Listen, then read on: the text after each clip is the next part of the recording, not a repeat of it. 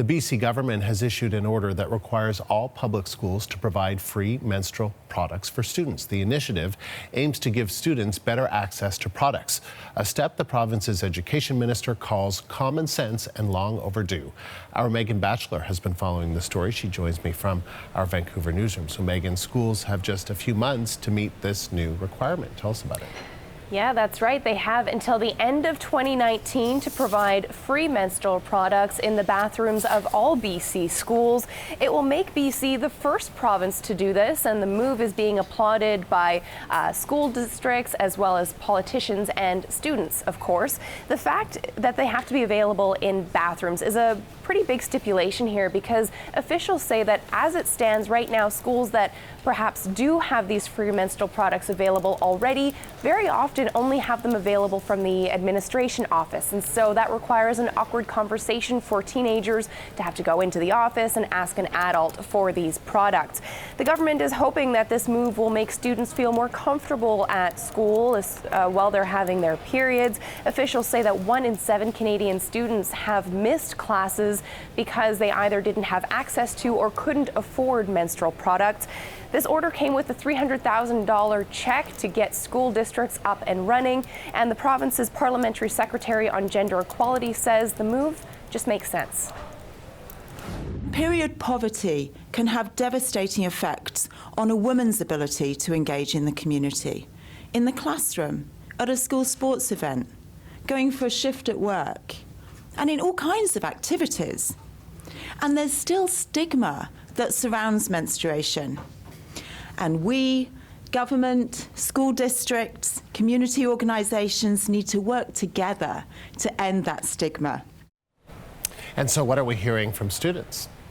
Well, this whole move sort of started in New Westminster, which is just southeast of Vancouver. And the school district there first voted on a motion similar to this and providing free menstrual products to students back in February. And at the time, the school board had hoped that this would push other districts and even the province to do something similar. Rebekah Ballard is a grade 11 student in New Westminster, and she's happy to see the province stepping up. In my own experience, I know that many young women feel awkward asking for menstrual products at their school office, especially if there is an adult working there with whom they feel comfortable. I believe the decision to provide this free service also symbolizes a progression towards eliminating the taboo nature of menstruation. This is something that all young women go through and should never feel badly about or ashamed. Now, the United Way in BC had a campaign underway called the Period Promise, in which they provided menstrual products to non-profit organizations as well. And as a part of today's announcement, the province is also funding that initiative with $95,000. And they're hoping to do more research on providing menstrual products to those who can't afford or don't have access to, even outside of the schools. Andrew? All right, Megan, thank you. This is part of an emerging trend in Canada, making menstrual products more accessible for those in need. A Halifax area pharmacy is taking its own measures to end what is known as period poverty and offering free feminine hygiene products. Cassidy Bellefontaine is the manager of Highland Park Pharma Choice and joins us now. So Cassidy, how does this program work? So this program works. We do everything by donation. So people can come into the pharmacy, speak with a pharmacist. They can get the products they need with no judgment. And we've been asking the public for donations as well. They can just come into the front cash and donate cash or products, and we give them to the community. So it's only the first day of this initiative. How has the community responded so far?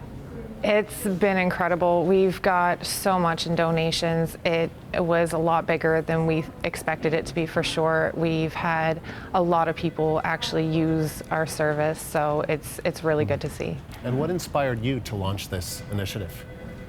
I had actually read a Facebook post about a group of women who are trying to initiate a $25 allowance to income assistance of recipients on their budgets every month to be able to afford these products.